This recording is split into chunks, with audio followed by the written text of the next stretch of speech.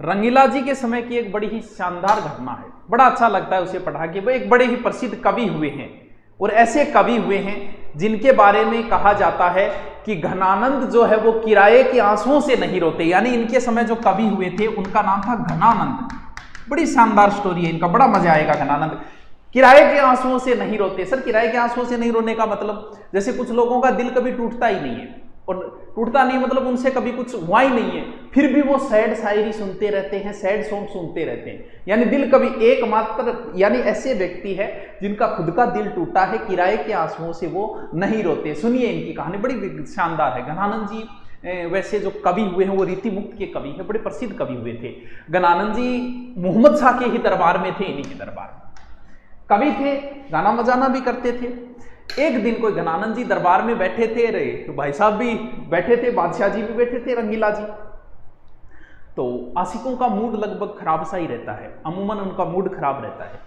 तो घनानंद जी का हो सकता है मूड नहीं होगा, तो मोहम्मद शाह ने कह दिया कि घनानंद जी कोई बढ़िया सो सॉन्ग आने दे, कोई बढ़िया सुनाओ यार, कोई महफिल वाफिल माहौल बनाओ कोई। घनानंद जी मूड खराब बोलते कि बड़ी बच्चों बात, मेरा मूड खराब है, रात सारी रात में फोन बिजी, बोलो मूड खराब है, मैं कौन मूड को नहीं एक बार और वो यार सुना दे यार घनानंद को, छोटे मोटे शायरी सुना दे गाना। अब क्या दरबार में और भी लोग थे, सबको पता था।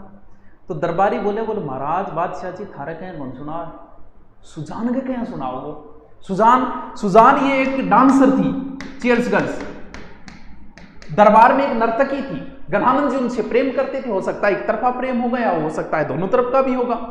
तो अब क्या हुआ, बोले सुजान ने ले आओ। तो अब जिये ही सुजान आई, कहने की जुर्ती कौन पड़ी, करके सुजान का निमूर है तो लाग गया, तेरे गैल तेरे गैल तेरे गैल जिंदगी जीण में सबाद रहे, तेरे गैल सोने जैसा रंग है तेरा, चांदी जैसे वालिक तू ही धनवान गोरी। बाकी सब महफिल जमा दी, सबको मंत्र मुग्ध कर दिया। लेकिन यहां पर तो ईगो हर्ट हो गया ना, मतलब एक बादशाह के कहने पर तो गाना बजाना नहीं किया, और एक डांसर एक नर्तकी ठुमका लगाना रही, बिंग कहने पर गानों बजानो करे। चलो महाराज निकलो, दरबारू निकलो। मोहम्मद शाह ने इनको दरबार से निकाल दिया। निकालते ही भाई साहब आए सुजान के पास, वो जान डार्लिंग चाला चाला घर चाला, देश निकालो दिए मन, तुमने दिए होगे तो मन ने थोड़ी दिए। ओहो घनानंद जी को तो एकदम टुकड़ा टुकड़ा हुआ, और घनानंद जी वहां से सीधे आ गए वृंदावन। अब वृंदावन में घनानंद जी उसी के प्रेम में, यानी सुजान की याद में ही कविता पाठ कर रहे हैं। उसी लागी से तो टूटी अचीन बेकदरों की यारी, भला हुआ संग जल्दी छूटा, मेरी उम्र ना बीती सारी, बेकदरों से करके प्यार कदर गवाई दिल की यार। सुजान के प्यार में कविताएं लिखते, पूरा पूरा बढ़िया तरीकों अच्छा ग्रंथ बन रखा। सुजान सागर है, विरह लीला है, इश्क लता है, प्रेम पत्रिका है, वियोग बेली है, इसे है सैड सॉन्ग टाइप का है। जितनी भी फिल्म जितना भी अंगा है, जो भी इन्होंने घनानंद जी ने लिखा ना, वो नाम ही ऐसे देख लो। सुजान के नाम पे सुजान सागर है, विरह लीला है, इश्क लता है, प्रेम आपके काम की नहीं है, ये साहित्य की बातें हैं। अब कोई एक दिन समझदार आदमी, हर आदमी में अपनी एनर्जी होती है, ये डिपेंड करता है कि वो एनर्जी लगा कहाँ रहा है। कोई आदमी आगे समझाए, बोल मार घनानंद जी क्यों खराब हो रहे हो बिन चक्रा, बात ये डांसरी नाचन गाना थे, देखो कितनी मेहनत कर रखे हो, कितना बढ़िया नोट्स बना रखे है, जी कोरोना खत्म होता है तुरंत ही रीट की भर्ती है, थी बात तैयारी करो, महाराज इन पीछे क्यों खराब हो रहे हो, भगवान की भक्ति करो। नहीं बोल कौन से भगवान की, बोल तेरे लायक तो भगवान है कृष्ण जी, कर भक्ति मांगी।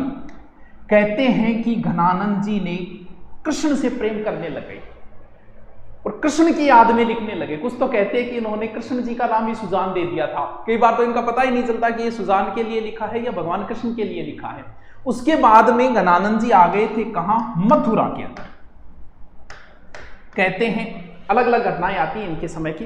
कहते हैं कि घनानंद जो नादिर शाह का आक्रमण हुआ था, तो कहते हैं कि नादिर शाह के आक्रमण के समय नादिर शाह को पता चला कि मथुरा में जो है वो उसका मीर मुंशी है, किसका, मोहम्मद शाह का। मीर मुंशी पहले थे, बाद में नहीं रहे, लेकिन उसको पता चला कि मीर मुंशी यहाँ रहता है। उसने पहुंच गया वो तो घनानंद के पास, बोला तू तो मीर मुंशी रहा है, तेरे पास तो बड़े मालवाणी होगा लाला। बोले मैं कविता पाठ लिखूं, मेरे कन क्या हूं, कुछ रज दे, रज पैसा। तो कहते हैं कि उसने मिट्टी उठाई, बोले आए मेरे कन, तो उसने तुरंत हाथ कटवा दिए। तब घनानंद ने कहा कि मेरे इतने टुकड़े करो कि मैं दर्द की हर इंतहा से गुजर जाऊं। तब कहते हैं कि नादिर शाह ने जो है वो मथुरा के अंदर घनानंद को मार दिया था। अब कुछ इतिहासकार ये कहते हैं कि नहीं जी, अहमद शाह सेकंड के समय घनानंद को मार दिया था। अहमद शाह जो भी आक्रमण के समय मारे गए थे, जो भी हो, लेकिन घनानंद इतिहास के अंदर बड़े ही फेमस कवि हुए हैं, रीति मुक्त कवियों में माने जाते हैं। रीतिकाल के कवि है ये घनानंद जी, तो बहुत अच्छे कवि हुए। कभी इनको फुर्सत में पढ़ना, गूगल पे कभी टाइम मिले तो। ओके, चलो आगे चलते हैं।